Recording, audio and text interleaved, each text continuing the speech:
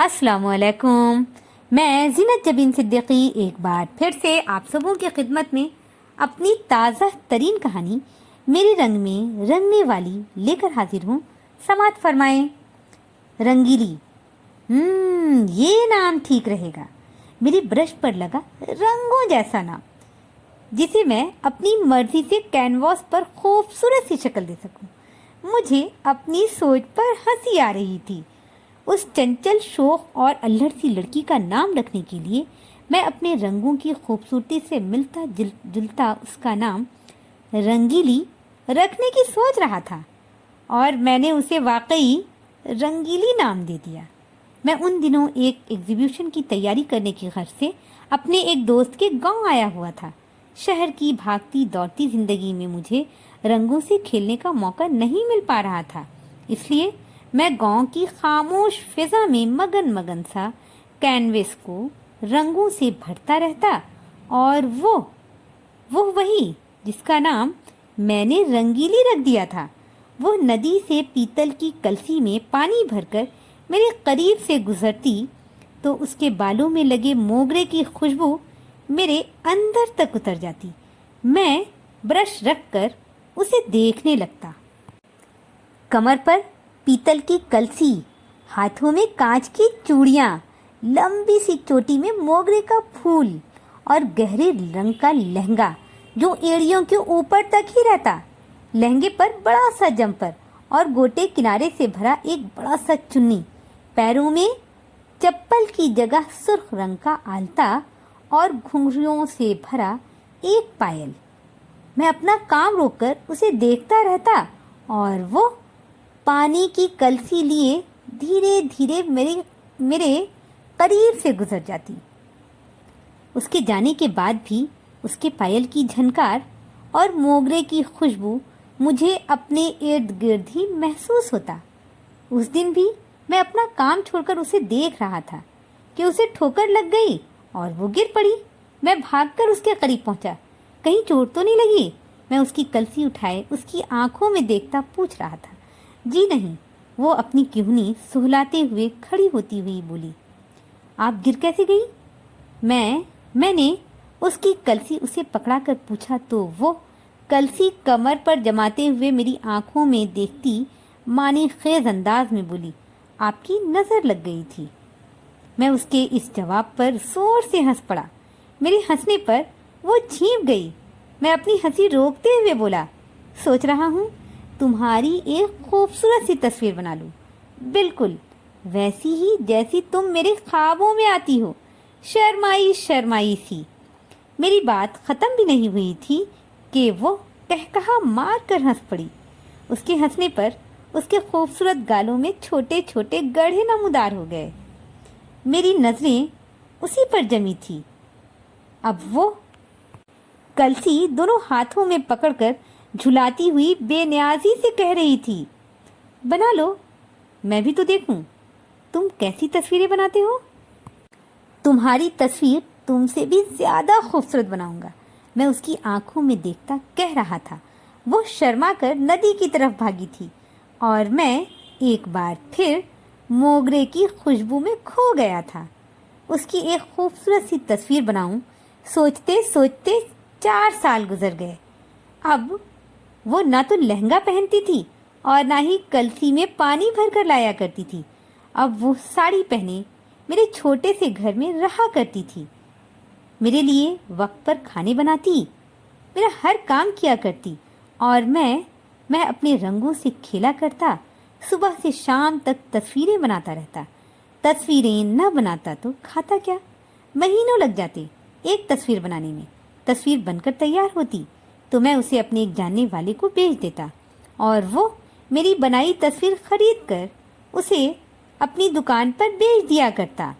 पता नहीं उसे उस तस्वीर की क्या कीमत मिलती थी, मगर वो मुझे बस उतना ही देता जिससे मेरी दाल रोटी बड़ी मुश्किल से चल पाती।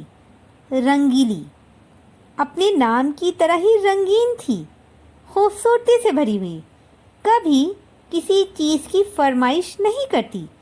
4 सालों में मैं उसे एक भी ढंग की साड़ी लाकर नहीं दे पाया था। मैं चाहता तो था کہ اس کے لیے ریشم کی خوبصورت سی ساڑی خرید لاؤں، مگر کہاں سے یہ سمجھ نہیں آتا مجھے۔ میں نے کئی بار رنگیلی سے کہا بھی کہ یہ رنگ، برش، کینواس سب چھوڑ کر کوئی دوسرا کام دیکھتا ہوں جس میں پیسے زیادہ ملے، مگر رنگیلی سختی سے منع کر دیتی۔ اتنا اچھا تو کام ہے تمہارا، گھر پر رہتے ہو، کہیں آنا جانا نہیں پڑتا، جب چاہتے ہو آرام کرتے ہو، کیا ہوا پیسہ ذرا کم ہے تو ہم کم پیسوں میں گزارا کر لیں گے۔ وہ میرے کندھے پر اپنا سر رکھ دیتی تو میں اپنی باہیں اس کے گرد گھیر لیتا۔ میں صبح ناشتہ کرنے کے بعد اپنے کاموں میں لگ جاتا اور رنگیلی اپنے کاموں میں۔ میں رنگیلی کو پا کر دنیا کا سب کچھ پا لیا تھا۔ کتنی معصوم تھی یہ پیاری سی لڑکی۔ مہینوں دال پر گزارا کر لیتی، پر اب تہواروں پر بھی نئے کپڑے کی فرمائش نہیں کرتی۔ میں دن رات اس کوشش میں رہتا کہ مہینے میں 2-3 تصویریں بنا لوں، مگر یہ اتنا ہی مشکل تھا جتنا رنگیلی کے لیے نئی ساڑی لانا۔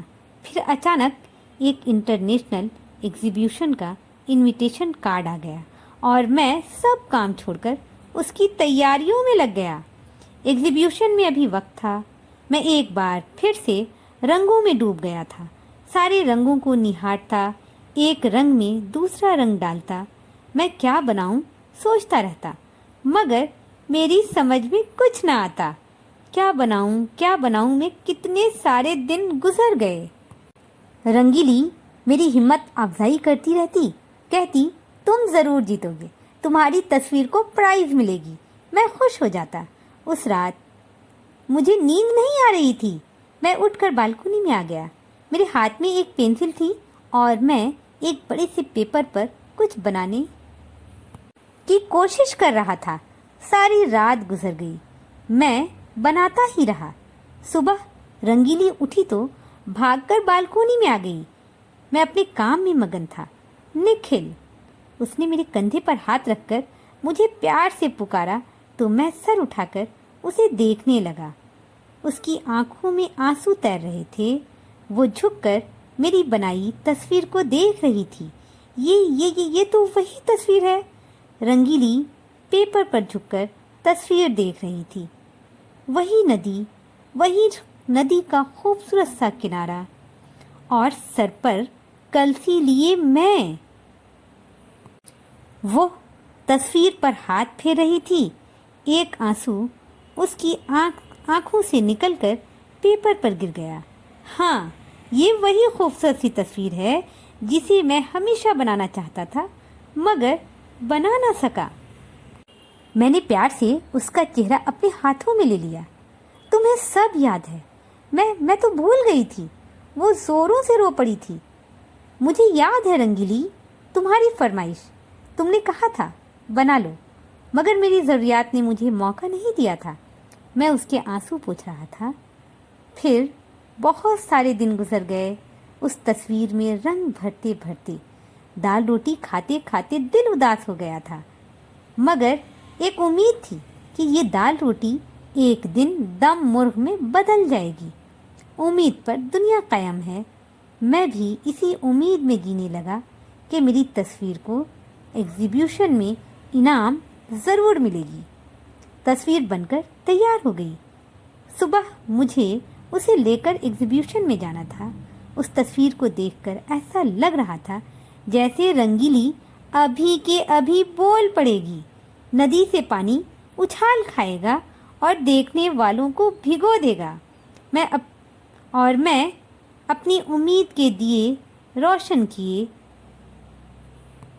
رنگیلی کی دعاؤں کے ساتھ ایگزیبیشن میں آ گیا۔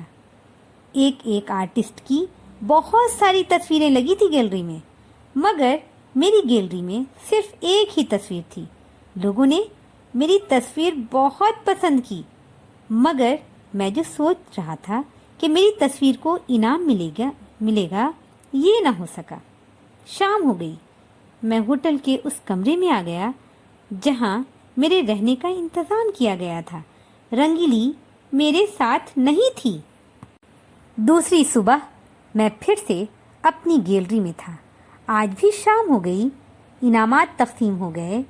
میری تصویر یوں ہی پڑی رہی، نہ کوئی انعام ملا اور نہ ہی کچھ اور۔ میرا من اندر سے اداس ہو رہا تھا۔ اب میں اپنی بنائی تصویر کو واپس سے پیک کرنے کا سوچ رہا تھا کہ تبھی کسی کی آواز پر میں نے اپنی اداس سی آنکھیں اس کے چہرے پر مرکوز کر دی۔ لمبے چوڑے قد کا وہ شخص میری تصویر کو غور سے دیکھ رہا تھا۔ یہ تصویر تو ایسا لگ رہا ہے جیسے کہ ابھی بول پڑے گی، وہ میری رنگیلی کی آنکھوں میں دیکھتا کہہ رہا تھا۔ جی، اور یہ ندی کا پانی جیسے ابھی ابال کھائے گا۔ میں خوش ہوتے ہوئے ندی کے پانی پر اپنا ہاتھ پھیرنے لگا۔ بہت خوبصورت۔ اس شخص نے میری پیٹھ پر ہاتھ رکھا۔ میری آنکھوں میں امید کے بہت سارے دیے جل اٹھے۔ گیلری تقریباً خالی ہو گئی تھی۔ وہ شخص تصویر میں جیسے کھو گیا۔ یہ میری رنگیلی ہے، میری وائف۔ میں رنگیلی کی آنکھوں میں دیکھتا کہہ رہا تھا، بیچو گے اسے؟ وہ مجھ سے پوچھ رہا تھا۔ میرے دل میں کچھ ٹوٹ سا گیا۔ میں اپنی رنگیلی کو بیچنے کے لیے نہیں لایا تھا۔ سوچا تھا میری اس تصویر پر مجھے انعام ملیں گے، مگر انعام پانے کے لیے ہنر کے ساتھ ساتھ سفارش کی بھی ضرورت ہوتی ہے۔ بولو، بیچو گے اسے؟ وہ براہ راست میری آنکھوں میں دیکھ رہا تھا اور میں اپنی سوچوں سے نکل کر پھر سے اس کے سامنے کھڑا تھا۔ میں چپ تھا۔ گھر پر بیٹھی رنگیلی سے وعدہ کر کے آیا تھا کہ انعام ملا تو تمہارے لیے ساڑی لاؤں گا، اور اس بار راشن میں دال نام کی کوئی چیز نہیں ہوگی۔ رنگیلی، میں نے اپنی آنکھیں جھپکائی اور رنگیلی کی آنکھوں میں دیکھنے لگا۔ اس کی آنکھوں میں غضب کی چمک تھی۔ وہ مجھ سے کہہ رہی تھی، یہ تصویر ہی تو ہے، بیچ دو پھر بنا لینا۔ بولو، یہ تصویر بیچو گے؟ وہ شخص ایک بار پھر مجھ سے پوچھ رہا تھا۔ میرے لبوں پر ایک زخمی سی مسکراہٹ تیر گئی اور میں دھیرے سے نفی میں سر ہلانے لگا۔